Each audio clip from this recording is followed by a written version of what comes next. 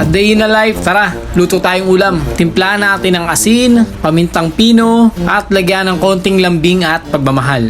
Isang buong sibuyas na puti at aking babalatan. At hihiwain ko to ng pabilog. Siguraduhin lang natin na matalas ang ating kutsilyo. Gawa tayo ng ating sikretong sauce. Lalagyan ko na ng kaunting oyster sauce, asukal na puti, kaunting asin. Gumamit na rin ako ng kutsara at lalagyan ko ng pamintang pino. Cornstarch, makakatulong ito para lumapot ang ating sauce. Toyo at criminal water, galing pang Sierra Madre. At syempre, bibigyan na rin natin to ng lambing at pagmamahal. Hinalo ko ng mabuti yan. Lagyan natin ng mantika, ilagay ang sibuyas bawang at igisa hanggang bumango. Dagdagan pa natin ang tinimplahang karne. Ito, sasangkutsahin lang natin to mabuti. Yan, atin ang buksan at dahan-dahan nating ilalagay ang ating ginawang marinated sauce. Alright. Syempre, hahaluin lang natin ng konti at pagtapos, ilalagay natin ang calamansi juice. Ayan na. So malapit na itong maluto mga kabos. At atin ang ilalagay ang lahat ng hiniwang sibuyas na bilog. Mas marami, mas masarap. A few moments later.